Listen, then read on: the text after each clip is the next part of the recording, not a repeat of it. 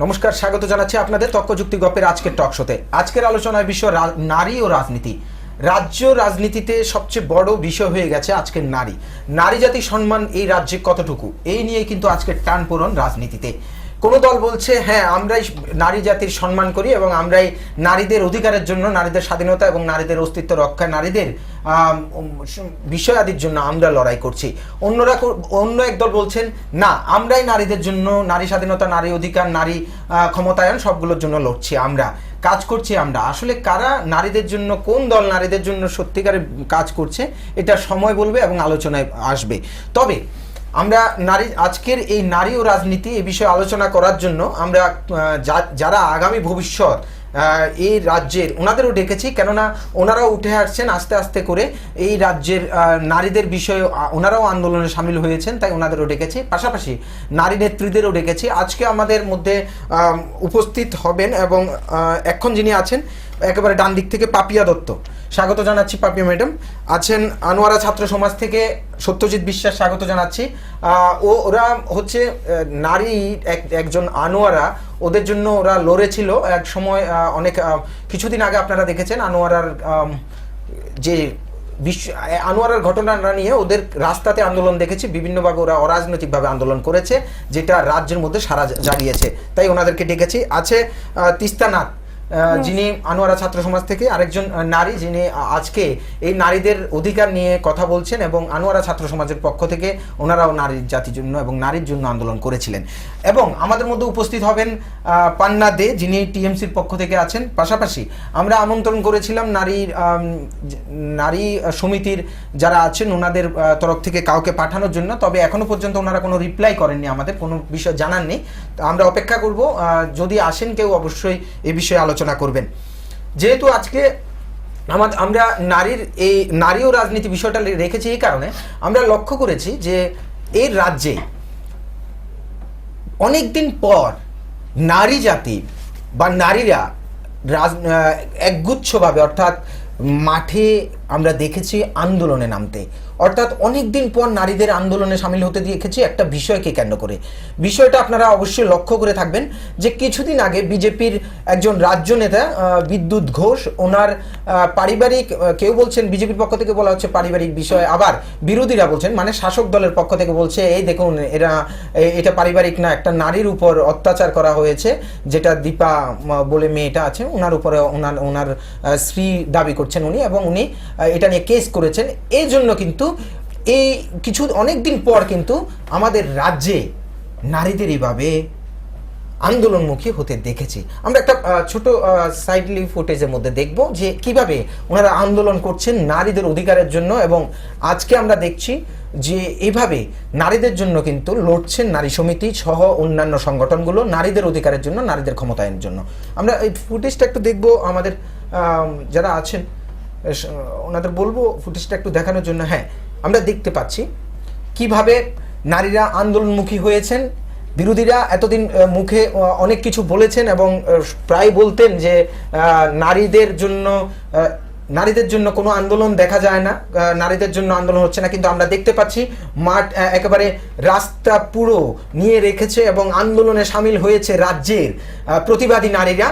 এবং এই ক্ষেত্রে দীপা দাসকে তার অধিকার ফিরিয়ে দেওয়ার জন্য যে এক্ষেত্রে দোষী বিদ্যুৎ ঘোষকে গ্রেপ্তার করার জন্য, এবং আজকে দেখছি নারীরা সত্যি ওনারা আছেন। কিন্তু বিরোধীরা কেন বারবার বলছেন নারীদের জন্য, নারীদের অধিকারের কথা বলার জন্য এই নারী সমিতি বা অন্যান্য সংগঠনগুলো যারা নারীদের নিয়ে কথা বলেন তারা নেই? আমরা তো দেখতে পাচ্ছি অবশ্যই আছেন। আমরা যাবো তাই পাপিয়া দেবীর কাছে।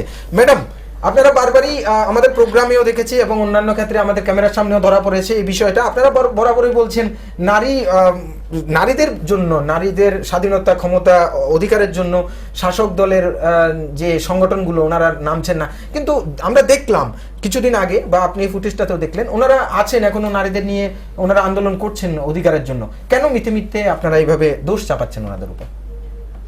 দেখো, আমরা ভারতীয় জনতা মহিলা মোর্চা আমরা যারা আছি, আমি প্রথমে বলেছি, আজকেও বলছি যে আমরা সব সময় রাজ্যের মহিলাদের জন্য কাজ করছি এবং মহিলাদের সুরক্ষার জন্য আমরা আগেও লড়াই করেছি, এখনো লড়াই করব। এখন যে ফুটেজটা দেখলাম, এখন না, আমি আজ দু একদিন ধরে বিশেষ করে আমাদের যিনি ছিলেন বিদ্যুৎ ঘোষ, আমাদের ভারতীয় জনতা পার্টির একজন কার্যকর্তা ছিলেন, ওনার ঘটনাটি সেটা সত্যি অত্যন্ত দুর্ভাগ্যজনক এবং লজ্জাজনক, এবং আমি ব্যক্তিগতভাবে মর্মাহত এই ঘটনাটাই। কিন্তু যে ঘটনাটি আমি এখনো দেখলাম, এই যে নারী সমিতির দিদিদের আজকে যে ফুটেজটা এখন দেখলাম, এই ধরনের ফুটেজ যদি আমি আগেও বিগত যে ঘটনাগুলি আমার রাজ্যে প্রতিনিয়ত হচ্ছে তখনও যদি দেখতে পেতাম না, সত্যি আমার ভালো লাগতো।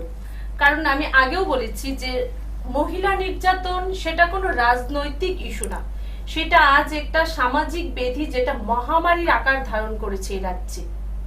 এখানে যদি মহিলাদের নিয়ে রাজনীতিকরণ, সেটা অত্যন্ত নিন্দনীয়। আমরা সবসময়, আমি আগেও বলেছি যে আমরা চাই এখানে দল মত নির্বিশেষে, কি সিপিএম কি বিজেপি কি কংগ্রেস কি তৃণমূল, আমরা যারা মহিলারা আছি আমরা সবাই এগিয়ে আসি। আজকে সময় এসে গেছে এগিয়ে আসার। আমি আজকে যে দিদিদের দেখলাম তাদের কিন্তু আমি ওই যে ধর্মনগরের বিনা যখন মারা গিয়েছিল তখন কিন্তু ওদেরকে দেখতে পাইনি।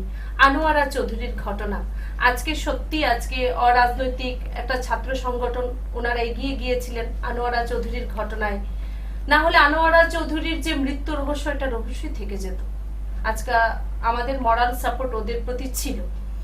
তারপর এই কিছুদিন আগে, বেশি দিন তো হয়নি না, আমি দু একদিন আগে যখন এসেছিলাম তখন আমি বলেছি যে আমাদের মুখ্যমন্ত্রীর কনস্টিটিউয়েন্সির মধ্যে একটি মেয়েকে বর্বরচিত ভাবে তাকে মারা হয়েছে, মৃত্যুর মুখে ঠেলে দেওয়া হয়েছে।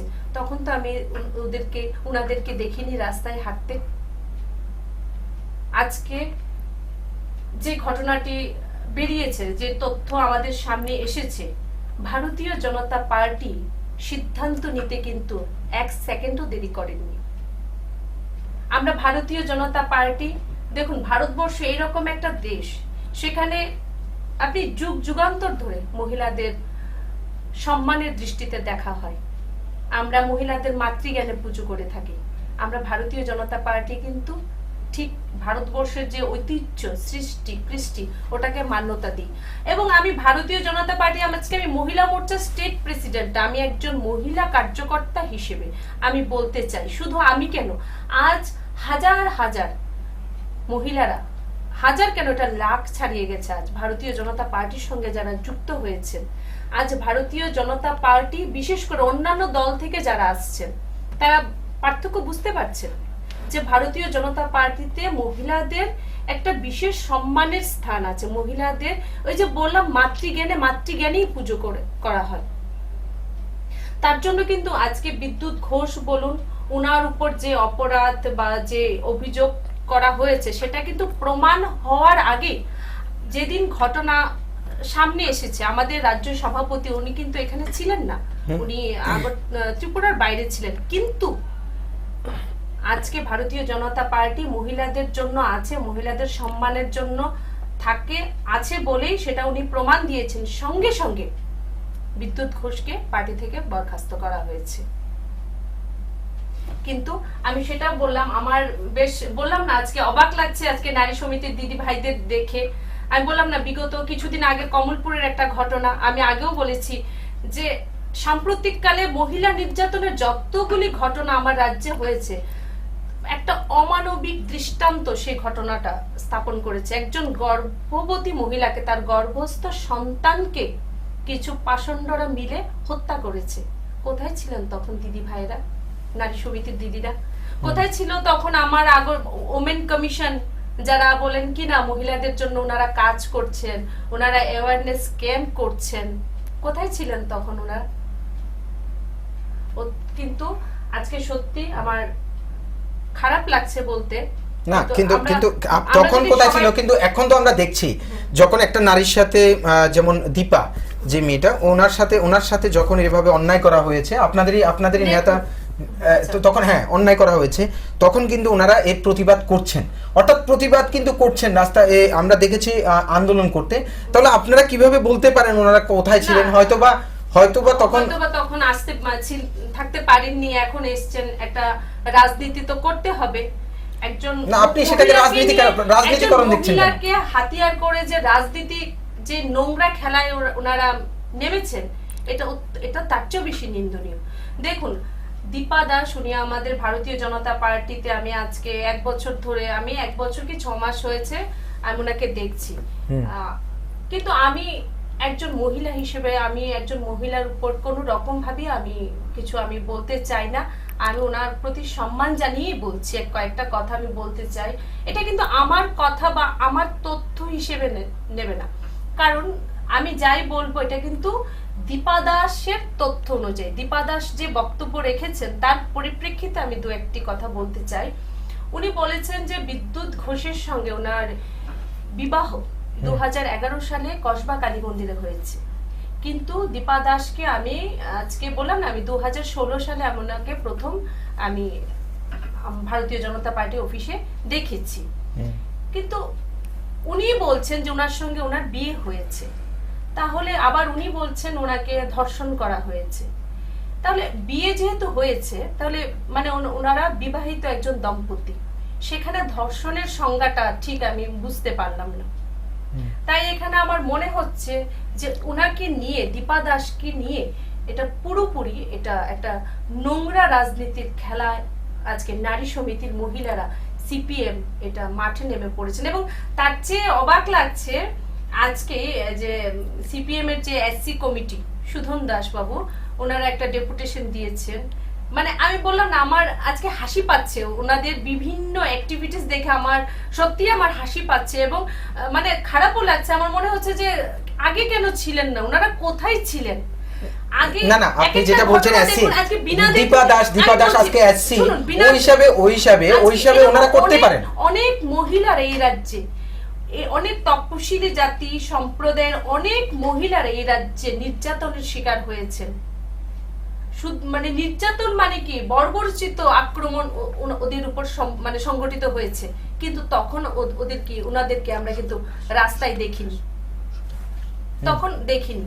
আজকে এই যে ঘটনাগুলো আমি বললাম, বিনা দে বলুন, আজকে যে প্রণতি সূত্রধর কলকলিয়া মোহনপুরে মেয়েটিকে দিনের বেলায় ডিওএফ এর একজন সদস্য, ওর মা সেখানকার নারী সমিতিরই একজন সক্রিয় নেত্রী ওই এলাকার, অমল সূত্রধর, দিনের বেলায় প্রণতি সূত্রধরের গায়ে কেরোসিন ঢেলে আগুন লাগিয়ে দিয়েছিল। আমরা মহিলা মোর্চা যদি সেদিন এগিয়ে না যেতাম না, প্রণতি সূত্রধরের মৃত্যুটা আনোয়ারা চৌধুরীর মতো আজ রহস্য থেকে যেত। এটাকে আত্মহত্যার রূপ দেওয়ার চেষ্টা করা হয়েছিল প্রশাসনের পক্ষ থেকে, তরফ থেকে। আমরা যখন মহিলা মোর্চা এগিয়ে যাই, আমরা সত্য জানতে পারি এবং আমরা প্রশাসনকে চাপ দিয়েছি যে মানে প্রণতির ডাইং ডিক্লারেশন রি-রেকর্ড করার জন্য। ঠিক আছে, আপনার কাছে আসবো পাপিয়া দেবী। আমরা যাব যারা আছে আনোয়ারা ছাত্র সমাজের পক্ষ থেকে এবং যারা নারীদের জন্য প্রথম আমরা অরাজনৈতিকভাবে ওনারা মাঠে নামতে দেখেছি এবং ওনারা আন্দোলন করতে দেখেছি, তার ফলও আমরা পেয়েছি। পাশাপাশি আমরা দেখেছি যে কিভাবে নারী রাজনীতির বাইরে গিয়েও এভাবে ছাত্রছাত্রীরা মাঠে নেমে আন্দোলন করে একটি নারীর অধিকার এবং একটি নারীর যে প্রতিষ্ঠা করা অধিকারটা এটা করতে পেরেছে এবং অনেকটাই আমরা এই ক্ষেত্রে সুফল দেখেছি। এই ক্ষেত্রে আমরা এই জন্য আমরা যেহেতু আজকে নারী ও রাজনীতি বিষয়টা এনেছি, তাই আনোয়ারা ছাত্র সমাজ থেকে দুজন ছাত্রীকে ডেকেছি। একজন হচ্ছেন সত্যজিৎ বিশ্বাস, আরেকজন হচ্ছেন তিস্তা নাথ। আমরা যাব তিস্তা নাথের কাছে। ম্যাডাম, যে বিষয়টা জানতে চাইবো সেটা হচ্ছে, আপনারা যখন এরকম আন্দোলনগুলো করছেন তখন পাশাপাশি আপনাদের যারা সঙ্গী আছেন বা আপনাদের যে সহপাঠীরা তাদেরকেও আমরা ডেকেছিলাম এবং ওনারা বারবারই আমন্ত্রণ করেছিলেন এই বিভিন্ন সংগঠনের, বিভিন্ন দলের, বিভিন্ন বুদ্ধিজীবী মহলকে, যাতে আপনাদেরকে সহযোগিতা করে আনোয়ারা ছাত্র সমাজের এই আন্দোলনকে। আপনারা তখন কতটুকু সাহায্য পেয়েছেন? আজকে যারা মাঠে আন্দোলন করছেন এভাবে নারীদের অধিকার নিয়ে, কতটুকু সাহায্য পেয়েছেন তখন? হ্যাঁ, আমরা যতটুকু পর্যন্তই আন্দোলন করতে পেরেছি, প্রায় মানে যারা শাসক দল আছেন তাদের কিছু সংখ্যক লোক বাদে বাকিদের আমরা সাহায্য পেয়েছি, সেটাই। মানে আপনি বাকিদের বলতে আজকে যারা আন্দোলন এই একটু আগে দেখলেন, আপনারা যারা বিভিন্ন যেমন পাপিয়া দেবীদের, ওনাদের সাহায্য কতটুকু পেয়েছেন বা এইভাবে রাজনৈতিক সংগঠনগুলোর আপনারা সাহায্য পেয়েছেন কি তখন? হ্যাঁ, পেয়েছি। পেয়েছি। সেক্ষেত্রে সাহায্য পেয়েছেন। হ্যাঁ, পেয়েছি। এই ক্ষেত্রে এই যে আজকে যারা এই যে পাশে আপনারা দেখবেন, আমরা দেখিয়েছি কিছুক্ষণ আগে যে যারা আন্দোলন করছেন নারী সমিতির ওনাদেরকে কি আপনারা পাশে পেয়েছেন? ওনারা আপনাদেরকে সাপোর্ট করেছেন? না, একদম না, একদম না। তারা তো আসেনি না, কোনো ব্যাপারে কোনো কিছু বলেছেন বা সহায়তা করেছেন, কিছু করেনি উনি। এই ক্ষেত্রে আপনাদের কি বলা আছে বলতে আমি বুঝতে চাইবো যে আজকে নারীরা ত্রিপুরাতে কতটুকু সুরক্ষিত, এবং এই ক্ষেত্রে যে নারীদের নিয়ে আমরা রেখেছি বিষয়টা নারী ও রাজনীতি, আসলে কি নারী নিয়ে রাজনীতি হচ্ছে এই রাজ্যে? আপনি কি মনে করেন? হ্যাঁ, একদম। মানে আমরা দেখতে পাচ্ছি যে মানে ম্যাক্সিমাম যে ঘটনাগুলি হচ্ছে, এটার পিছে রুলিং পার্টি যেটা, ওটারই আমরা হাত পাই, ঠিক আছে? তো দেখতে পাচ্ছি সেই জন্যই হয়তো বা ওরা এগিয়ে আসছেন না, প্রশাসনও কিছু করছেন না, কিছু একটা আছে। তো আমি দেখতে পাচ্ছি নারীদের এই এখানে ত্রিপুরা রাজ্যে কোনো সম্মান নেই, তাদের কোনো ভালো ব্যবস্থা নেই। সেই ক্ষেত্রে আনোয়ারা ছাত্র সমাজ নিয়ে আপনারা প্রোগ্রাম করেছেন, হ্যাঁ, হ্যাঁ। সেই ক্ষেত্রে আপনারা কি রাজনৈতিক কোনো প্রোগ্রাম করেছেন ওই আন্দোলনটা, নাকি অরাজনৈতিক ছিল? না, অরাজনৈতিকই ছিল। মানে যারা ওই রাজনৈতিকভাবে মানে রাজনীতি থেকে কোনো পার্টি থেকে এসছে, তারাও আমাদের সাথে নিরপেক্ষভাবেই এসছে। হ্যাঁ, তাহলে এই ক্ষেত্রে আমি বুঝতে চাইবো এটা, এই ক্ষেত্রে আপনি কি মনে করছেন যে আপনাদের এই আন্দোলনের ফলে আপনারা সফলতা পেয়েছেন, পাশাপাশি আজকে যারা নারী সমিতি নিয়ে বা পাপিয়া দেবীরা বিভিন্ন রাজনৈতিক সংগঠন থেকে লড়ছেন, ওনারা মানে সঠিক কতটুকু নারীর জন্য লড়ছেন নাকি রাজনীতি করার জন্য লড়ছেন? এটা আমরা, যেহেতু আপনারা আগামী দিনের ভবিষ্যতে রাজ্যের, আপনাদের কাছে বুঝতে চাইবো সত্যিকারের নারীর জন্য ওনারা লড়ছেন এই পাপিয়া দেবীরা বা নারী সমিতির যারা আছে আজকে বিভিন্ন সংগঠনের, যারা আপনারা দেখলেন বিদ্যুৎ ঘোষের ব্যাপারটা নিয়ে যারা দীপা দাসের পক্ষে হয়ে লড়লেন বা বিদ্যুৎ ঘোষের যাতে শাস্তি হয় বিষয়টা নিয়ে লড়লেন, এই ক্ষেত্রে বিভিন্ন দল কিন্তু মাঠে ঘাটে বিভিন্ন নারী সমিতি বা নারী মোর্চা, মহিলা মোর্চা ওনারা আছেন।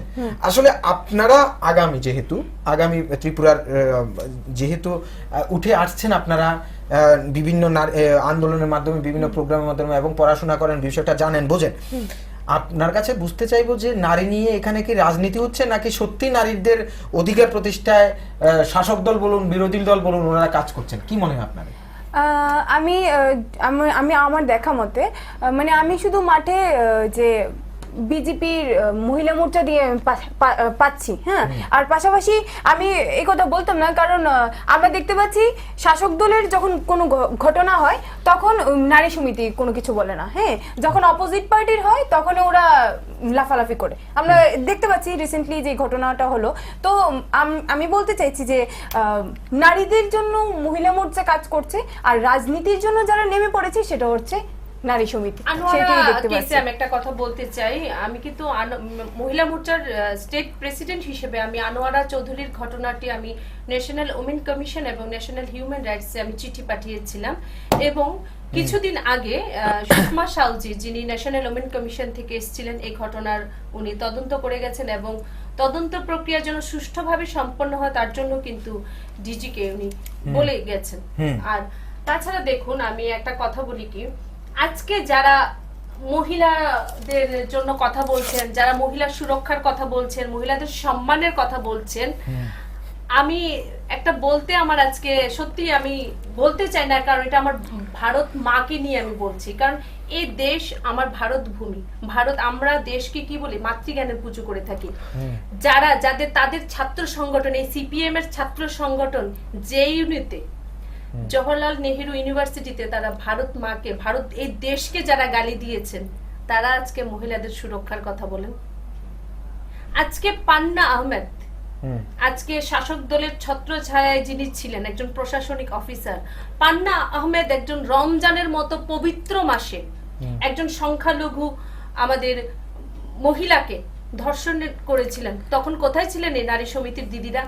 জিতেন দাস, তাদের সিপিএম পার্টির যিনি গত ইলেকশনে দাঁড়িয়েছিলেন, বরজলা কেন্দ্র থেকে উনি সিপিএম এর হয়ে প্রার্থী ছিলেন, উনি ওনার সহধর্মিনীকে যখন নৃশংসভাবে হত্যা করেছিলেন তখন ওনারা কোথায় ছিলেন? আজকে বেশ কয়েক বছর আগের ঘটনা, ওনাদেরই একজন মন্ত্রী অনন্ত বাড়ির পরিচারিকার সঙ্গে ওনার অবৈধ সম্পর্কের জন্য ওনার মন্ত্রিত্ব চলে গিয়েছিল, কোথায় ছিলেন তখন ওনারা? একের পর এক ঘটনা আমরা তুলে ধরতে পারি আজ, কিন্তু আমরা বিগত কয়েকটি ঘটনায়, বিগত হাজার হাজার ঘটনা, আজকে 35 বছরে সিপিএম এর এই স্বৈরতন্ত্রে হাজার হাজার মহিলাদের সম্মান ভুলুণ্ঠিত হয়েছে, তখন কিন্তু দিদি ভাইদের আমরা দেখিনি। আজ যখন একটা মানে বললাম না, আজ একজন মহিলাকে আজকে ওনারা অস্ত্র বানিয়েছেন বিরোধী দলকে আঘাত করার জন্য। এটার কারণ একটাই, কারণ আজ ভারতীয় জনতা পার্টি রাজ্যের মহিলাদের সুরক্ষার জন্য কথা বলছে। আজ ভারতীয় জনতা পার্টি রাজ্যের মহিলাদের বিকাশের কথা বলছে। আজ ভারতীয় জনতা পার্টি রাজ্যের লাখ লাখ মহিলাদের হৃদয়ে স্থান করে নিয়েছে। এবং আর বেশি দিন নেই যে তাদের যে সময় শেষ হয়ে গেছে, তাই এখন মহিলাদের হাতিয়ার করে বিরোধী দলকে আঘাত করার যে প্রচেষ্টা করছেন ওনারা, এটা অত্যন্ত নিন্দনীয়। আসবো পাপিয়া দেবী, আমি যাব সত্যজিৎ বাবুর কাছে। সত্যজিৎ বাবু, আপনারা আনোয়ারা ছাত্র সমাজ নিয়ে আন্দোলন করেছেন তখন, আর বিশেষ করে আপনি এই নারী ও রাজনীতি বিষয়ে আপনি একজন ছেলে হিসেবে এই কারণে আমরা আমন্ত্রণ করেছি, কেননা আপনাদেরও বিষয়টা বোঝা, আপনাদের থেকেও বোঝার যে আজকে আপনারা যারা আন্দোলন করেছেন ছাত্র সমাজ হয়ে, এই আন্দোলনের মধ্যে আপনারা যে ওনাদের রাজনৈতিক দলগুলোকে, আপনারা কিন্তু রাজনৈতিক দল হিসেবে না, নিরপেক্ষভাবে আন্দোলন করেছেন। কি রাজনৈতিক দলের হয়ে করেছেন? না, নিরপেক্ষভাবে করেছেন। যদি করে থাকেন, তখন আপনারা কি বিষয়টাকে এইভাবে গুরুত্বের সাথে কোনো শাসক দল বা বিরোধী দল থেকে আপনাদের সাহায্য সহযোগিতা করা, গুরুত্বের সাথে আপনাদের হেল্প করা, এই ক্ষেত্রে নারী সমিতিকে বা অন্যান্য সংগঠনকে বা মহিলা মোর্চাকে এগিয়ে আসতে দেখেছেন? না, আমরা তো প্রথমে তো কারোকে পার্সোনালি কিছু বলিনি। আমরা বলেছিলাম যে এটা নিরপেক্ষ আন্দোলন, যারা চায় যে এখানে আমাদেরকে হেল্প করবে তারা হেল্প করতেই পারে, নিরপেক্ষভাবে আসতেই পারে। তারা রাজনৈতিক পরিচয় ত্যাগ করে আসার জন্য আমরা বলেছি, যারা আসতে পারবে তারা আসুক, আমাদের কোনো প্রবলেম নেই। তো এরপরে আমরা তো কোনো রাজনৈতিক ব্যানার নিয়ে কাজ করিনি, তো এটা নিরপেক্ষই। তারপরে আমি মনে করি যে কোনো একটা নারীকে নিয়ে রাজনীতি করা এটা খুব ন্যাক্কারজনক কাজ। কেন? তো আপনি এই যে নারীটা আজকে নারীকে নিয়ে রাজনীতি করা খুব ন্যাক্কারজনক কাজ। আমি কেন না বলছি, দেখুন একজন নারীর হত্যা হয়ে গেছে, এই মৃত্যুকে নিয়ে আমরা রাজনীতি করব, এটা কেমন দেখতে? এটা কেমন, আপনি কেমন দেখতে? তাই তো নারী সমিতি ওনারা এই বিষয়ে আপনাদেরকে আসেননি, আমি বলছি ওনারা আন্দোলন করেননি। আজকে একটা মেয়েকে যখন এভাবে ওনাদের দলের তরফ থেকে একটা মেয়ের উপর লাঞ্ছনা করা হয়েছে, দলের বলতে দলের কোনো একটা লিডার, কোনো একটা লিডার, দল না, কোনো একটা লিডার, যদি চারিত্রিক অধঃপতন হয়, একজন ব্যক্তির চারিত্রিক দোষ দলের উপর চাপানো কখনো এটা ঠিক না। আর তাছাড়া আমি বললাম না, আজকে বিদ্যুৎ ঘোষ অপরাধ করেছেন, এটা প্রমাণ হওয়ার আগে আমাদের পার্টি সর্বোচ্চ যেটা সিদ্ধান্ত সেটা কিন্তু নিয়ে নিয়েছেন। আজ আমাদের দল প্রমাণ করে দিয়েছেন যে বিদ্যুৎ ঘোষ আজকে আমাদের পার্টির অনেক পুরনো দিনের কার্যকর্তা, সেটা আমার বলতে কোনো রকম দ্বিধা নেই, আমি সত্য বলবো না, এখানে আমি সত্য বলবো। কিন্তু আমি দীপা দাসকে কিন্তু আজ বেশি দিন হয়নি আমি পার্টিতে দেখছি, আমি ওনার প্রতি না আপনারা শুনুন পাপিয়া দেবী, আপনারা এতদিন পরে দেখেছেন যখন দীপা দাস আজকে কেস করলো, আজকে গেল থানাতে গেল, তখন আপনাদের বোধোদয় হয়েছে যে এরকম হচ্ছে। আপনাদের দুজনে কিন্তু দুজনেই আমাদের কাছে যা খবর, আপনাদের এখানে দুজনেই কিন্তু আপনাদের কর্মকর্তা ছিলেন এবং নেতা নেত্রী ছিলেন, তাহলে এতদিন পরে বোধগম্য হলো কেন? আমি সেটাই বলছি, আজকে একজন ব্যক্তির মানুষ ঘরে গিয়ে কি করে এটা তো আর দেখা যায় না। আজকে একজন ব্যক্তির একটা চারিত্রিক অধঃপতন হয়েছে, কিন্তু আমাদের যেটা দল সিদ্ধান্ত নেওয়া নিয়েছে, আমাদের সেটা একটা জানার কথা না। কিন্তু মানুষ ঘরে গিয়ে কি করছে সেটা কিন্তু একজন জানা, আমি আজ ঘরে গিয়ে কি করছি তোমার কিন্তু সেটা জানার কথা না, বা তুমি আজ ঘরে গিয়ে কি করছো এটা কিন্তু কোনোভাবে এটা জানা যায় না। কিন্তু যখন তথ্য সামনে চলে এসছে, আমরা যখন জানতে পেরেছি বিভিন্ন সংবাদ মাধ্যমে বিভিন্ন সংবাদপত্র বা ইলেকট্রনিক মিডিয়ার মাধ্যমে যখন আমরা জানতে পেরেছি, আমরা যেটা সিদ্ধান্ত নেওয়ার, আমরা কিন্তু সিদ্ধান্ত নিতে, পার্টি সিদ্ধান্ত নিতে এক সেকেন্ডও দেরি করে, অভিযোগ প্রমাণ হওয়ার আগে বারবার বলছি, এটা বিদ্যুৎ ঘোষকে কিন্তু পার্টি থেকে বরখাস্ত করা হয়েছে। সেরকম অবস্থা তো আমরা শাসক দলের ক্ষেত্রেও দেখেছি, বিভিন্ন ক্ষেত্রে। শাসক দলের ক্ষেত্রে কয়েকটি ঘটনা, আজকে ওদের এরকম অনেক নাটক আমাদের দেখা আছে। যেমন অমরপুর ইলেকশনে যিনি ছিলেন আজকে মনোরঞ্জন আচার্য, না, একজন ছোট্ট শিশুকে একদম ফুলের মতো শিশুকে ওনারা রেহাই দিচ্ছেন না। একজন শ্লীলতাহানি করেছিলেন, আজকে যার জন্য পার্টি কি করছেন, আবার ওদেরকে নিয়ে নিচ্ছেন। এরকম আমি আমার রাজ্যে এরকম অনেক মন্ত্রী আছেন, বর্তমান মন্ত্রিত্ব নিয়ে রেখেছেন, এরকম অনেক মন্ত্রী আছেন যারা জামিন প্রাপ্ত। ঠিক আছে, আমরা এরকম একের পর এক ঘটনা দেখছি। ওনার অনেক সময় লোক দেখানো এগুলো করতে ওরা করছেন, তারপর আবার কিছুদিন পর যখন পরিস্থিতি কিছুটা একটু শান্ত হয়ে যায় তারপর আবার পার্টিতে নিয়ে নিচ্ছেন। মানে কি অন্যায়কে প্রশ্রয় দিচ্ছেন। আজ দেখুন প্রশাসন, শাসন, সংবিধান এগুলো কিসের জন্য তৈরি হয়েছে? মানুষকে একটা মানুষ যেন বেভিচারী না হয়, মানুষ যেন স্বৈরাচারী না হয় তার জন্য।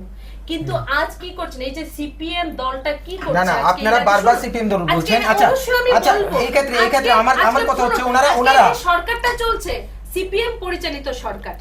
কিন্তু নারীরা তো, আপনারা তো দেখলেন নারীরা তো প্রতিবাদ করছে নাকি? নারীরা তো প্রতিবাদ করছে। আজকে আপনাদের দলের একটা নেতা যখন উনি বলা হচ্ছে যে যখন কেস দিতে গেছে দীপা দাস, তখনই বলা হচ্ছে না এমন কেস নেওয়া, অনেকক্ষণ বসিয়ে রেখেছেন দীপা দাসকে এই কারণে, কারণ আপনাদের নেতা, পাশাপাশি ওনার হাত লম্বা। এই ক্ষেত্রে হয়তোবা কোনো একভাবে পুলিশের উপরে প্রবলেম আসতে পারে। পার্টির কিছু না, উনি যখন ছিলেন উনি যতক্ষণ আমাদের পার্টির কার্যকর্তা ছিলেন কিছু ছিলেন, কিন্তু এখন কিন্তু উনি আর আমাদের পার্টির কিছুই না, কারণ ওনাকে পার্টি থেকে বরখাস্ত করা হয়েছে। তাহলে গ্রেফতার করছে না কেন? আপনাদের চাপ আছে নাকি? না, এটা আমরা চাপ কি করে থাকতে পারে? সরকার তো আমাদের নেই, তাহলে আর আমাদের যদি সরকার আসেও আমরা এরকম চাপ কখনোই সৃষ্টি করব না, কারণ আমাদের ইতিহাস বলছে ভারতীয় জনতা পার্টি যেখানে যেখানে ভারতীয় জনতা পার্টির সরকার আছে সেখানে সেখানে সুশাসন প্রতিষ্ঠিত হয়েছে, সেখানে সেখানে মহিলাদের না না, শুনুন, ব্যাপারটা হচ্ছে এই রাজ্যে তো মহিলারা সম্মান পাচ্ছে, এই রাজ্যে মহিলারা সম্মান পাচ্ছে, তার দরুনই ওনারা কিন্তু মাঠে আসতে পারছে। এটা কেন বলছেন না যে আমাদের চাপ আছে কিনা? কারণ এটা রাজ্যের ইতিহাস আমরা দেখছি, এটা রাজ্যের ইতিহাস আমরা দেখছি। শাসক দল প্রতি মুহূর্তে প্রশাসনের উপর একটা চাপ সৃষ্টি করে। যখনই দেখুন বিদ্যুৎ ঘোষ আপনাদের দলের ছিল মানছে, এবং এই ক্ষেত্রে যদি বিদ্যুৎ ঘোষ আপনাদের দলের ছিল তাহলে ওনাকে গ্রেফতার করার ক্ষেত্রে অবশ্যই শাসক দল চাইবে না উনি গ্রেফতার না হোক, অবশ্যই গ্রেফতার করবে। এটা শাসক, দেখুন বিদ্যুৎ ঘোষের যে গ্রেফতারের ব্যাপারটা, আমি মনে করি যে এটা আমাদেরও কিছু করার নেই এবং সিপিএম পার্টিরও কিছু করার নেই। এটা এখন বিচার বিভাগের দায়িত্ব, প্রশাসনের দায়িত্ব কি করবেন এবং পরবর্তী সময়ে উনার কি শাস্তি হবে এটা রাজ্যের বিচার বিভাগ আছে, বিচার বিভাগ এটা দেখবে। তাতে কিন্তু বিচার বিভাগ একটা স্বতন্ত্র বিভাগ, এটা আমাদের কিছু করার নেই। আর প্রশাসনের উপর আমাদের চাপ কি করে থাকবে? আমরা হলাম এখানে বিরোধী দল, ঠিক আছে? আর বললাম না এটা তোমার বলার যেটা দোষ নেই, কারণ এই রাজ্যে আমরা দেখছি বিভিন্ন ক্ষেত্রে একিউজড যখন দেখা যায় যে সিপিএম সমর্থিত, তখন প্রশাসনের উপর একটা বিশেষ চাপ আসে, সেটা আমরা দেখছি। তাই হয়তো তুমি বলছো যে আমাদের চাপ আছে কিনা, কিন্তু তুমি চিন্তা করে দেখো এটা আমাদের চাপ কি করে থাকবে? আমরা হলাম বিরোধী দল আর এখন সিপিএম পরিচালিত একটা সরকার চলছে। তাহলে যদি আপনাদের না চাপ থাকে তাহলে আজকে গ্রেফতারের দাবিতে আন্দোলন করতে হচ্ছে আজকে নারী সমিতিকে। আমি আবার বলছি দীপা দাস যে অভিযোগ উনি দাখিল করেছেন, আমি মহিলা হিসেবে আবার উনি আমাদের ভারতীয় জনতা পার্টিতে আমি ওনাকে দেখেছি কয়েকদিন, আমি নিশ্চয় ওনার প্রতি আমার খুব সহযোগিতা থাকবে এবং উনি যদি সত্যি উনি যা বলছেন উনি পুরো যদি সত্যি থাকে, আমরা বিভিন্ন ক্ষেত্রে অন্যান্য মহিলাদের পাশে যেভাবে গিয়ে দাঁড়িয়েছে আমি নিশ্চয়ই দীপা দাসের পাশেও দাঁড়াবো। কিন্তু এখানে একটা ব্যাপার আছে, আমি আবারও এটা রিপিট করতে চাই, কারণ উনি অভিযোগ করছেন যে 2011 সালে ওদের বিয়ে হয়েছিল, কিন্তু 11 থেকে 17 আজ 7 বছর পর একটা বিবাহিত দম্পতি, একটা নিশ্চয়ই ওদের সুখে জীবনযাপন কাটছিল, নিশ্চয়ই 7 বছর, আমি 7 নয় ধরে নিলাম 6 বছর ওদের একটা সুখী দাম্পত্য জীবন ছিল, আমি ধরে নিলাম। আমি দেখুন আমি কিন্তু নিজের থেকে কিছু বলছি না, ফুটেজ নিশ্চয়ই আপনারাও দেখেছেন, এটা দীপা দাসের তথ্য যেটা উনি বলছেন, দীপা দাসের কথা অনুযায়ী আমি আমার কথাগুলি বলছি। উনি বলছেন যে 2011 থেকে আমি 16 ধরে নিলাম, কয়েক বছর ঠিক ছিল। আজকে এতদিন পর কেন ধর্ষণের কথাটা উঠে আসলো? সেটা আমার একটা প্রশ্ন থেকে যাবে। আমি চাই এই প্রশ্নটা আমার তাড়াতাড়ি অন্যান্য বিষয়ে আলোচনা করব, সত্যি বলছি আপনার আমি এখানে মিডিয়ার এখানে বসে বলছি, নিশ্চয়ই আজকে ত্রিপুরার অনেক লোক দেখছেন এই না, কেননা আপনাদেরকে এই কারণে প্রশ্নটা করতে হচ্ছে, কারণ আপনারা বলছেন আগামীতে আপনারা আসছেন বা আপনাদের একটা আশা দেখতে পাচ্ছেন আপনারা, এরকম ভাবনা। তাহলে আপনারা যদি এইখানে আশা দেখেন, ভারতীয় জনতা পার্টির সরকার 2018 সালে এই রাজ্যে প্রতিষ্ঠিত হবে, এটা আমরা নিশ্চিত। পাপিয়া দেবী, আপনারা আশা নিয়ে বসে আছেন এবং আশা দেখেন, তাহলে এই রাজ্যে যারা নারীরা, এই রাজ্যের নারীরা তো আপনাদের দলে সুরক্ষিত নেই, এটা শাসক দল বা আপনাদের যারা আছে ওনারা বলছেন, তাহলে আপনারা এসে কি করবেন? আপনাদের দলের ভিতরে তো সুরক্ষিত নেই। তাদের দলের লিডার নিজের সহধর্মিণীকে মেরে ফেলছেন, তাদের দলের কাউন্সিলর কিছুদিন আগে, বেশি দিন তো হয়নি না, 10 নম্বর ওয়ার্ডে কোথায় ছিলেন? তখন কোথায় ছিলেন? আপনাদের আন্দোলন ছিল? না, আমরা গিয়েছি, আমরা প্রতি ক্ষেত্রে যাচ্ছি। কেন আমি যতগুলি আজকে ভিকটিমের নাম বললাম, আমি ভিকটিমের নাম এই কারণে বলছি কারণ ওনারা আজ আর কেউ নেই। প্রত্যেক ক্ষেত্রে দেখা গেছে মানে ধর্ষণের পর হত্যা, ধর্ষণের পর হত্যা। হত্যা। এই রাজ্যে নারী নিয়ে রাজনীতি হচ্ছে না তো, এটাই প্রশ্ন। কেননা আমরা লক্ষ্য করেছি যে দীর্ঘদিন পর নারীদের পথে নামতে, এছাড়া আমরা লক্ষ্য করেছি যে বিভিন্ন বিষয়ে নারী সমিতি বা মহিলা মোর্চা, বিভিন্ন বিরোধী দল বলুন বা শাসক দল বলুন, যখনই সেটা রাজনীতির কোনো খায়েশ মেটানো হয়, তখন কিন্তু সেটা একেবারে প্রাইম ফোকাস এসে পড়ে, অর্থাৎ একেবারে মুখ্য সমাচার হয়ে যায়। কেমনটা আমরা লক্ষ্য করেছি, আপনারা যদি ভালো করে দেখেন যে রাজনৈতিক দলগুলো কিন্তু নারীর ক্ষেত্রে কোথাও না কোথাও স্টান্ট নিচ্ছে, এরকম একটা অভিযোগ আসছে বিভিন্ন মহল থেকে। কেননা যখন একটা বিষয় কোনো দলের বিপক্ষে যাচ্ছে, তখনই সে নারী কিন্তু সঙ্গে সঙ্গে একেবারে গুরুত্বের সাথে ওনাকে নিয়ে আন্দোলন হচ্ছে, ওনার জন্য অধিকার প্রতিষ্ঠার জন্য লড়াই হচ্ছে। এই ক্ষেত্রে যারা আজকে একেবারেই গ্রাম পাহাড়ে অবস্থিত এবং যারা সত্যিকারে, যে নারীরা সত্যিকারে বঞ্চিত, যে নারীরা লাঞ্ছিত, অত্যাচারিত, যদি সেখানে রাজনৈতিক কোনো গন্ধ না পাওয়া যায়, তাহলে রাজনৈতিক দলগুলো একেবারে হাত পা গুটিয়ে বসে থাকে, সেখানে হয়তো ওনাদের যাওয়ার সময় থাকে না, আন্দোলন করার বিষয় থাকে না। দুর্ভাগ্য এই রাজ্যের পক্ষে। এটা কতটুকু সত্যি এই বিষয়ে জানতে কিন্তু আমরা ডেকেছি পাপিয়া দত্ত, যিনি আছেন বিজেপির মহিলা মোর্চার সভানেত্রী, আছেন আনোয়ারা ছাত্র সমাজ থেকে ছাত্রছাত্রীরা, এবং আমরা ডেকেছিলাম তৃণমূল কংগ্রেস থেকে পান্না দে, পাশাপাশি যারা আছেন মহিলা নেত্রী যারা আন্দোলন করেছেন, আপনারা দেখেছেন বিরতির আগে আমরা ফুটেজ দেখিয়েছি, আন্দোলনে আছেন মহিলা সমিতির, ওনাদেরকে ডেকেছিলাম, কিন্তু দুর্ভাগ্য ওনাদের থেকে এখনো পর্যন্ত রেসপন্স আসেনি, দেখবেন বলেছেন। তাই আমরা বিরতির পর এসেছি, যখন যাব আলোচনায় তিস্তার কাছে, আনোয়ারা ছাত্র সমাজের পক্ষ থেকে যে এসেছে। তিস্তা, বুঝতে চাইবো যে আপনারা ছাত্রছাত্রীরা যারা আগামী দিনের ভবিষ্যৎ, আমরা বারবার বলছি, আপনারা এই বিষয়টাকে ভালো করে একটু লক্ষ্য করেছেন অবশ্যই, যেহেতু আপনারা বিভিন্ন আন্দোলনের সাথে যুক্ত এবং আন্দোলন করছেন। আপনারা কি মনে করছেন যে এই রাজ্যে নারীদের যে সত্যিকারের অধিকার রক্ষার ক্ষেত্রে রাজনৈতিক দলগুলো কোথাও না কোথাও মানে গুরুত্ব কম আছে, শুধুমাত্র রাজনৈতিক গন্ধ পেলেই ওনারা, এই নেতা নেত্রীরা খুব লাফিয়ে ঝুঁপিয়ে পড়েন বা আন্দোলনে নেমে পড়েন? কি মনে হয় আপনাদের? হ্যাঁ, এটি দেখা যায় প্রায় সময়। আমরা দেখতে পাই যে কোনো কিছু একটা হলেই তখনই সবাই ঝাঁপিয়ে পড়ে, এর আগে কেউই নামে না। হ্যাঁ, তো সেই দিকটা আমি সেই ক্ষেত্রে আমি সকল অংশের সকল পার্টিদের এই বলবো যে ব্যাপারটা হওয়ার আগেই হয়তোবা তাদের কাজটা আরো বাড়াতে হবে, যাতে ওই দিকটা মানে ক্ষতি না হয়, মহিলাদের জন্য কোনো ক্ষতি যাতে না হয়, মহিলাদের যে যাতে রাজনীতি না করা হয়। তারপর অ্যাওয়ারনেস যত স্কিম আছে সেগুলোকে প্রত্যেকটা জায়গায় গিয়ে সেটা করা উচিত আমার মতে। প্রত্যেক স্কুল থেকে ধরে মানে প্রত্যেকটা জায়গায় এটা মানে হোক পার্টির হোক কি নিরপেক্ষ, সব থেকে মানে আমার কথা মতে মানে এটা হওয়া উচিত। রাজনৈতিক দলগুলো অ্যাওয়ারনেস ক্যাম্প করা উচিত, বিভিন্ন নারীদের অধিকার প্রতিষ্ঠা, নারীদের কি কি আইন আছে, কানুন আছে এবং কোন কোন ক্ষেত্রে এটা আপনি বুঝতে পারছেন। হ্যাঁ, এছাড়া আপনার আর কি পরামর্শ আছে ওনাদের জন্য, রাজনৈতিক দলগুলোর কাজ আরো বাড়াতে হবে, মহিলাদের জন্য আরো কাজ বাড়াতে হবে, যাতে এরকম কোনো ঘটনা না হয়। আর রিসেন্টলি যে ঘটনাটা হলো সেটা হয়তো আগে থেকেই কিছু একটা করা উচিত ছিল, যাতে এই দলের পক্ষ থেকে, ওই দলের যারা আছেন ওনাদের পক্ষ থেকে, আপনি বিজেপি দলের কথা বলছেন, ওনাদের অনেক আগে স্টেপ অনেক, চিন্তা করা উচিত ছিল। হ্যাঁ। আর যারা আজকে এই বিষয়টা নিয়ে নামলেন বা আন্দোলন করছেন, ওনাদের কিভাবে দেখছেন? ওনারা কি এই ক্ষেত্রে কোনো রাজনৈতিক দ্বন্দ্ব দেখছেন, নাকি ওনারা সত্যিকারের অধিকারের জন্য লড়ছেন? যারা এনারা আপনারা ফুটেজে দেখছেন, আমরা অনুরোধ করবো ফুটেজটা দেখানোর জন্য। পাশাপাশি আমরা যারা নারীদের দেখছি, ওনাদের কি মনে হচ্ছে, ওনারা রাজনীতির জন্য না সত্যিকারের নারী আন্দোলনের জন্য, মহিলা নেত্রীরা লড়ছেন? আমি সেটা বলবো, মানে এতদিন আমরা তো আনোয়ারা ছাত্র সমাজ, হ্যাঁ, আনোয়ারার জন্য লড়েছি অনেক দিন। তারপর প্রণতি, তাদের জন্য আমরা অনেক কাজ করেছি, কিন্তু আমরা মাঠে ওদের শাসক দলের যে নারী সমিতি, ওদেরকে আমরা পাইনি।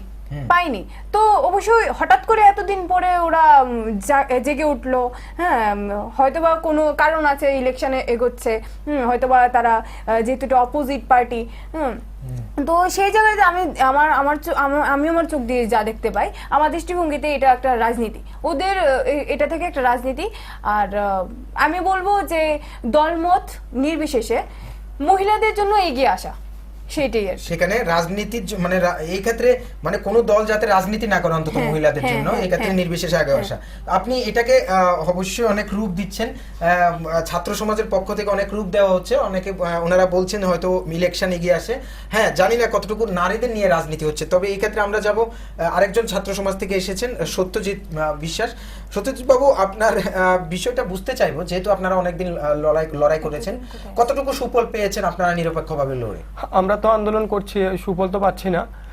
আর এই ক্ষেত্রে যদি এনারা, এই যে বিরোধী দল, এনারা যদি লড়তে, বা যারা আজকে মাঠ, আমরা তো বলেছিলাম যে আমরা নিরপেক্ষ ছাত্র সমাজ সবাই এগিয়ে আসুন আমাদের সাথে। ওনারা এসেছেন, আজকে যারা লড়াই করছেন ওনাদের পেয়েছেন?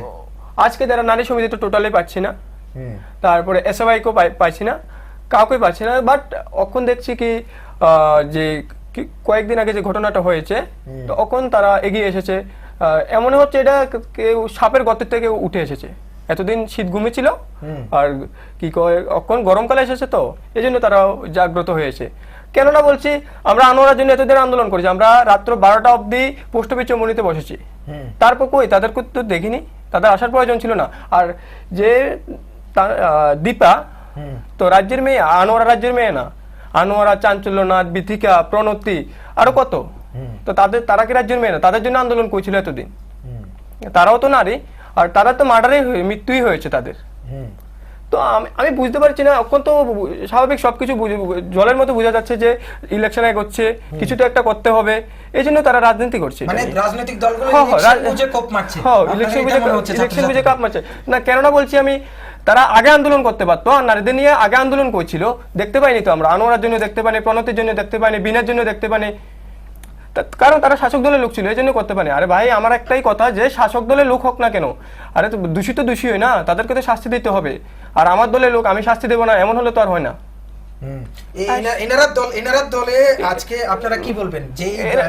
যেই দলের অপরাধ করে থাকুক, যে দোষী তাকে শাস্তি দেওয়া হোক, সে যেই দলের হোক, শাসক দল হোক, বিরোধী দলের হোক, শাস্তি তো তারা প্রাপ্য। যে দোষী করে শাস্তি পাবে না কেন? আমাদের ভারতীয় সংবিধানে 1993 সালে মহিলা কমিশন আইন প্রণয়ন হয়েছে। আমাদের ভারতীয় সংবিধানে না, ত্রিপুরাতে এটা 1993 সালে চালু হয়েছে। আর শিশু সুরক্ষা আইন চালু হয়েছে 2012 সালে।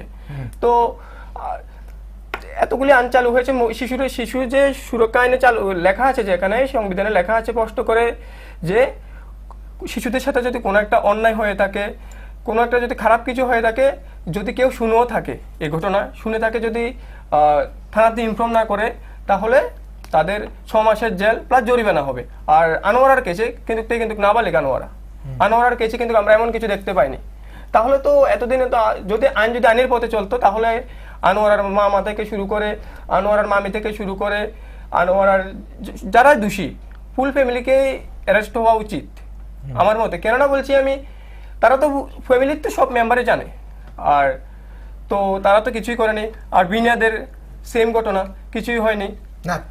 তখন রাজনৈতিক দলগুলো ছিল কি আপনাদের এই আজকে যেগুলো রাজনৈতিক দল নিয়ে, আমরা রাখি দেববর্মা নিয়ে ওনাদের খুব লড়তে দেখেছি, বিজেপির মহিলা মোর্চাকে।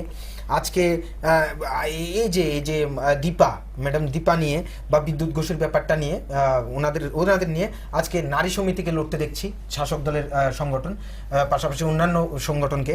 কিন্তু যখনই এভাবে কোনো মহিলা বা কোনো মেয়ে, কোনো স্কুল ছাত্রী, কোনো অল্প বয়স্কা আপনাদের মতো ছাত্রছাত্রীরা এইভাবে লাঞ্ছনার শিকার হন, অত্যাচারের শিকার হন, তখন কি রাজনৈতিক দলগুলো রাজনীতি দেখে নাকি এগিয়ে আসে দলমত নির্বিশেষে? সেটা বলুন। আমি তো দেখতে পাচ্ছি তারা রাজনীতি খুঁজে, এটা তো স্পষ্ট রাজনীতি খুঁজে তারা।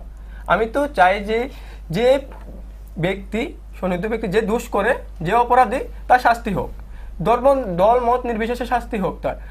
এই আমার পার্টির লোক, তাকে আমি শাস্তি দেব না, এমন করলে তো কি হবে? অপরাধ দিন দিন বাড়তে থাকবে, কিছুই হবে না। অপরাধের সংখ্যা দিন দিন হ্রাস পাবে। ত্রিপুরার হাল এখন যেমন দিন দিন আরো বৃদ্ধি পাবে।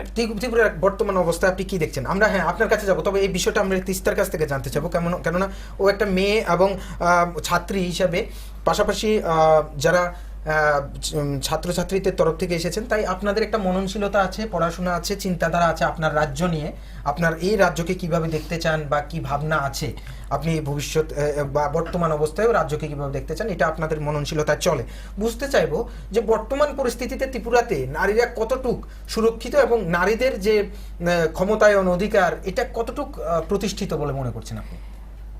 আমি আমার চোখে যা দেখতে পাই সেটা হচ্ছে মানে নারীদের স্থান, নারীদের পদ, অধিকার সেগুলো মোটামুটি পেয়ে যাচ্ছে, কিন্তু নারীরা সুরক্ষিত নয়।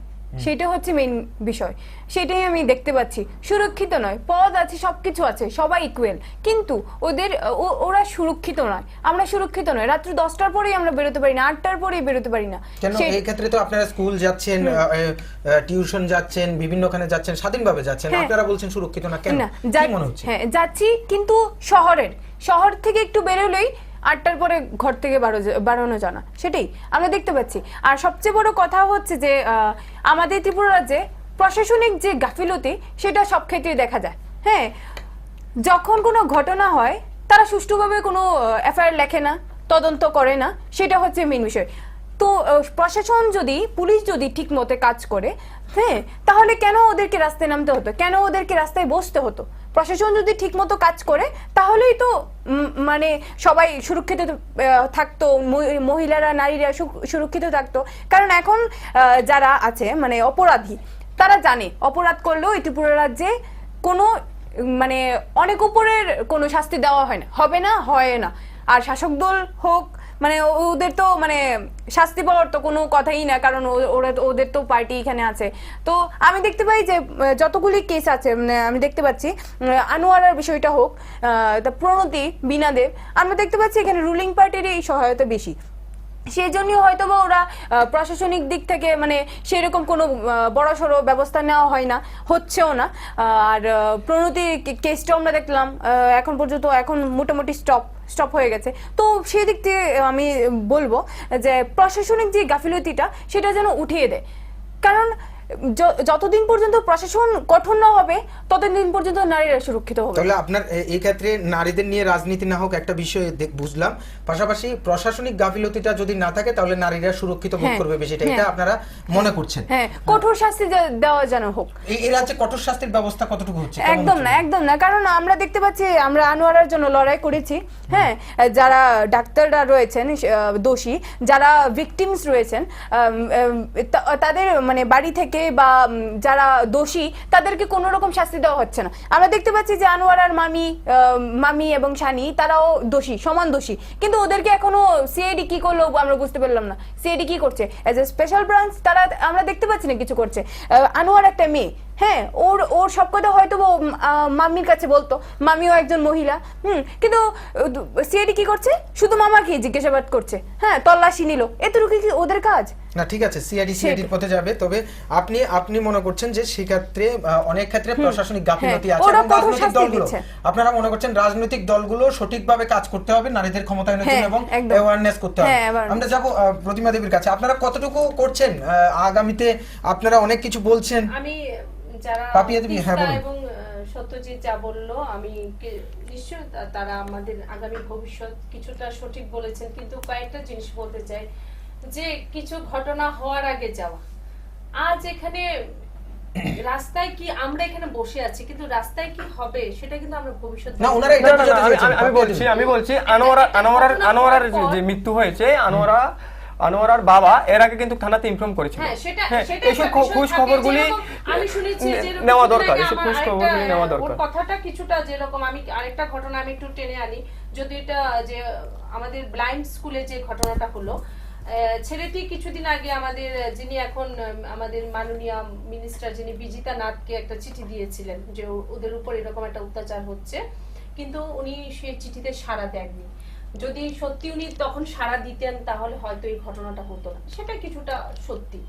তারপরে দেখা যাচ্ছে কি এটা ঠিক আমাদের জন্য এটা অত্যন্ত দুর্ভাগ্যজনক ব্যাপার যে কিছু একটা ঘটনা যখন হয়, আমরা সে বিনা বলুন বিথিকা বলুন সে প্রত্যেকটা ঘটনায় আসামিকে অ্যারেস্ট করার আগে আমাদের হয় ডেপুটেশন দিতে হয়, না হয় এজিটেশন করতে হয়, আইজি ল অ্যান্ড অর্ডারের কাছে যেতে হয়, ডিজিপির কাছে যেতে হয়। অত্যন্ত দুর্ভাগ্যজনক ব্যাপার, কারণ ঘটনা যখন হয় প্রশাসন কিন্তু তার মতো করে কাজ করবে, আসামিকে গ্রেফতার করবে। কিন্তু আজকে রাজ্যের পরিস্থিতি কোথায় গিয়ে ঠেকেছে? আমরা মহিলাদের নিয়ে রাজনীতি করতে চাই না। আমরা যখন দেখি যে একটা বর্বরচিত একটা মানে অত্যন্ত মানে কি বলবো একটা ঘটনা হয়, তারপর যখন আসামি অ্যারেস্ট হয় না, তার জন্য আমাদের এগিয়ে যেতে হয়। আচ্ছা, আপনাদের বিষয় আসলে ওনারা যেটা বলছেন, আমি দেখুন, বলছি আরেকটা আপনারা কথা অ্যাওয়ারনেস বলি, আপনারা শুধুমাত্র awareness মহিলা কেন কমিশনের উপর নির্ভর করছেন নিশ্চয়ই, না, বারবার আপনি বলছেন। নিশ্চয়ই তো- আমরা করব। আমরা যখনই আমরা যে জায়গায় যাই, আমরা মহিলা মোর্চার হিসেবে আমরা যখন বিভিন্ন জেলাতে যাই বা বিভিন্ন মণ্ডলে যাই, আমরা বিভিন্ন ঘটনা সম্পর্কে ওদেরকে জানাই, বিভিন্ন আইন মহিলা সংক্রান্ত যে আইনগুলো আছে সেগুলো সম্পর্কে আমরা ওদেরকে অবগত করাই। সেটা আমরা এখন না, আপনারা দলের তরফ থেকে এই যে অধিকারগুলো নারীদের ল নিশ্চয়ই। আইন কানুন আছে, এবং বিভিন্ন আমাদের বিভিন্ন জন্য সুযোগ সরকার সুবিধা আছে, নিশ্চয়ই এগুলো নিয়ে জানে। অ্যাওয়ারনেস প্রোগ্রাম আচ্ছা, করতে পারেন না? রাজনীতি তো সেটা পরে, কিন্তু সরকার সবচেয়ে বড় আমাদের- কথা হচ্ছে যে নারী সমিতি নয়, সেটা তো রাজনৈতিক, মহিলা কমিশন এবং যারা পুলিশ বিভাগে রয়েছেন মহিলা কমিশন, ওরা কোথায়? এটা তো পুনর্বাসন। এটা কোথায়? এটা কোথায়? ওদেরও তো কোনো কাজ আমরা দেখতে পাচ্ছি না, স্পেশাল কোনো কাজ কিছু দেখতে পাচ্ছি না। মহিলা কমিশন কিছুই না, একটা পুনর্বাসন দপ্তর। যারা সিপিএম এর যারা নেতৃত্বরা ছিলেন আগে, ওনাদেরকে নিয়ে সেখানে বসানো হয়। এই মহিলা কমিশন ওদের এটা কাজ, এই যে বিভিন্ন অ্যাওয়ারনেস ক্যাম্পগুলো করা, এটা মহিলা কমিশন আপনাদের কাজ না, আপনাদের দলের কাজ না, আপনারা মহিলা মোর্চার কাজ কি? আমাদের এখতিয়ারের আচ্ছা, মধ্যে যতটা ম্যাডাম, পারি আমরা জানাই। এবং আমরা সুষমা সাহজি যিনি এসেছিলেন, উনি কিন্তু ন্যাশনাল ওমেন কমিশন থেকে এসেছিলেন। উনি আসতে কেন বাধ্য হলেন? কেন আমরা আজকে ওই জায়গায় ওই জায়গায় চিঠি পাঠাতে বাধ্য হলাম? কারণ আমরা যখন আজকে মহিলা কমিশন থেকে কোন রকম মানে তাদেরকে দেখিনি না আমরা। আজকে যে তৎপরতা আমরা দেখতে পাচ্ছি বিদ্যুৎ ঘোষকে নিয়ে, সেই তৎপরতা তো আমরা অতীতে দেখিনি। বিভিন্ন ঘটনায় তখন কিন্তু আমরা যেতে বাধ্য হই। এমন হয়েছে রাজনীতি এলে তাদের মহিলাদের কথা মনে পড়ে, শুধু অন্যায় কি হয়েছে খুঁজে, যেমন বাঘ যখন শিকার করতে গেলে কতগুলি জিনিস কি আছে, কি খাওয়া যায়, হরিণ খুঁজে, কত জিনিস খুঁজে তারা এমন করছে। তারা কিন্তু ভোট এসেছে, একটা তো কিছু লাগবে, তারা 18 রাজনৈতিক দলগুলো এমন করে, যারা আজকে আমাদের বিজেপির আমাদের বলছে যে আমাদের মধ্যে মহিলাদের সুরক্ষা নেই, সম্মান নেই, তাদের যারা আমি জেএনইউর ঘটনাটা বললাম যে কি করে সেখানে ভারত যে দেশের মাটিতে আমরা আছি, মাকে যারা গালি দিয়েছে তারা মহিলাদের কি সম্মান জানাবে? কিছুদিন আগে যে ঘটনা দেখুন, আমরা এই রাজ্যে আমি আগেও বলেছি আমরা শুধুমাত্র সামাজিক অবক্ষয়ের শিকার নয়, আমি একটু বলছি, আমি এক মিনিট বলছি, আমরা রাজনৈতিক হিংসারও শিকার আমরা মহিলারা। আজকে এসএফআই এর যারা নেতৃত্ব দিচ্ছেন, এসএফআই তারা কি রকম শিক্ষায় সুশিক্ষিত, এসএফআই এর কথা আমি একটা বলছি, তারা কি রকম শিক্ষায় শিক্ষিত। আজকে তেলিয়ামুড়ার ঘটনা প্রমাণ হয়ে গেছে, আমাদের রাজ্য সম্পাদিকার উপর আঘাত করা হয়েছে, এবং শুধুমাত্র রাজ্য সম্পাদিকা নয়, সেদিন তাদের আঘাতে আহত হয়েছেন একজন আমাদের রাজ্য পুলিশের কনস্টেবল, উনারাও কিন্তু মহিলা। আসলে জানেন তো কিছু না, সিবিআই এসে গেছে, সিবিআই এখন তাদের তো মানে আপনারা ঘুরে ফিরে নারী নিয়ে রাজনীতি চলছে। না, আমি বলি রাজনীতি চলছে। অসংখ্য ধন্যবাদ। আমি আপনারা সবচেয়ে লাস্টে বলবো, একটা কথা বলি, আজকে শুধুমাত্র আমরা নই, আজকে যারা সোশ্যাল অ্যাক্টিভিস্ট এই রাজ্যে আছেন তারাও চিন্তিত রাজ্যে মহিলা নির্যাতনের জন্য, এবং স্বয়ং আমার রাজ্যের মুখ্যমন্ত্রী বাধ্য হয়েছেন কিছুদিন আগে, উনি নিজে স্বীকার করেছেন যে রাজ্যে সত্যি মহিলা নির্যাতন বাড়ছে। সবচেয়ে বড় কথা আমাদের রাজনীতি যে মোর্চা, মহিলা সমিতি জারি আছে, এগুলো তো পরে, প্রথম থেকে আমাদের দেখতে হবে যারা আইনের মধ্যে আছে, হ্যাঁ, আইনি বিভাগে আছে মহিলা কমিশন এবং পুলিশ প্রশাসন যারা আছে, হ্যাঁ, তো তাদের কাজ আরো বাড়াতে হবে। তারা কিছুই করছে না, তারা শুধু ওই যে একটা কাঠ পুতুল কয় না, ওই মানে পুতুল তারা দেখে, শুধু দেখে ও কাজ করে, পুতুল হয়ে আছে, হ্যাঁ পুতুল পুতুল হয়ে আছে। অসংখ্য সেগুলো ধন্যবাদ, অসংখ্য ধন্যবাদ আপনারা আমার নামে, সময় সব শেষ। নামে। অসংখ্য ধন্যবাদ, আপনারা মূল্যবান সময় আমাদেরকে দিয়েছেন এবং আজকে এই আলোচনায় এসেছেন। যারা দেখছেন নারী ও রাজনীতি বিষয়টা তর্কযুক্তি গল্পের আজকের যে বিষয় ছিল, আসলে কোথাও না কোথাও নারী নিয়ে রাজনীতি হচ্ছে না তো, প্রশ্ন বহুদিনের। তাই আজকে আমাদের বসতে হয়েছে আলোচনার জন্য। তবে আমরা ডেকেছিলাম নারী সমিতির থেকে, কিন্তু আমরা এখনো সাড়া পাইনি। আমরা হয়তো আমরা এই বিষয়টা পরিষ্কার না কেন, তবে আগামী দিনেও এরকম আলোচনা হবে। আমরা বুঝতে চাইবো যে নারীরা কেন রাজনীতি শিকার হচ্ছে, যে নারীদের নিয়ে বলা হয় যে অর্ধেক যে জিনিসটা গড়া হয়েছে, একজন কবি লিখেছেন, আমি শেষ লাইনটা বলি, বিশ্বের যাহা কিছু সৃষ্টি অর্ধেক তাহার গড়িয়াছে নর, অর্ধেক তার নারী। যে সৃষ্টির মধ্যে নর এবং নারী সমভাবে, এবং পাশাপাশি যেখানে নারী স্বাধীনতার কথা খুব স্পষ্টভাবে বলা হয়, এবং যে রাজ্যে আমরা বাস করছি সেখানে নারীদের অধিকারের কথা, নারী ক্ষমতায়নের কথা বলা হয়, সেখানে কেন শুধুমাত্র নারীদের নিয়ে রাজনীতি করা হয়? নারী যে ধর্ষিতা হচ্ছে, যে অত্যাচারিতা হচ্ছে, সে কোনো কালার আছে কিনা, কালার দেখে কেন তার অধিকার প্রতিষ্ঠা বা তার উপর যে দোষী ওকে শাস্তি দেওয়ার যে প্রবল আন্দোলন, শাস্তি দেওয়ার জন্য, এগুলো শুধুমাত্র তখন কেন যখন এটার কালারে পর্যবেসিত হয়, অর্থাৎ রাজনৈতিক লাভালাভ দেখে কেন মাঠে নামা? আর দীর্ঘদিন আমরা দেখতে পাচ্ছি যে ছাত্রছাত্রীরা মাঠে বিভিন্ন প্রোগ্রাম করছে এবং আন্দোলন করছে। প্রশ্ন হচ্ছে, একটা ঘটনা ঘটার পর আমরা সবাই সজাগ হচ্ছি, নারীদের নিয়ে আন্দোলন করছে, তারপর পুলিশ সেখানে গ্রেফতার করছে। এইভাবে কেন একদিকে চলে যাচ্ছে সমাজ ব্যবস্থা? কি এভাবে অন্যদিকে চলে যাচ্ছে না তো? অর্থাৎ প্রশাসন নির্লিপ্ত হয়ে যাচ্ছে না তো? যেখানে আমরা লক্ষ্য করছি যে আন্দোলন ছাড়া কোনো কিছুই হচ্ছে না, আন্দোলন হলেই গ্রেপ্তার করা হচ্ছে যারা নারীদের উপর অত্যাচার করছে তাদেরকে। এমন কেন হচ্ছে? রুল তো এটা বলে না, এটাই কিন্তু বলছে ছাত্রছাত্রীরা বলছে। আবার যারা ভবিষ্যৎ ছাত্র আন্দোলন থেকে এসেছে তারা বলছে যে কিভাবে যারা রাজনৈতিক দল আছে তারা অ্যাওয়ারনেস প্রোগ্রাম করতে পারে। তাহলে অনেক কিছু ওনারা আলোচনায় উঠে এসেছে এবং আজকে আমরা অনেক কিছু বুঝতে পারলাম। তাই যারা আজকে এই আলোচনা দেখছেন সবাইকে ধন্যবাদ জানিয়ে আজকের মতো বিদায় নিচ্ছি। আমি চন্দন। আগামী পর্ব দেখার আমন্ত্রণ জানিয়ে নমস্কার।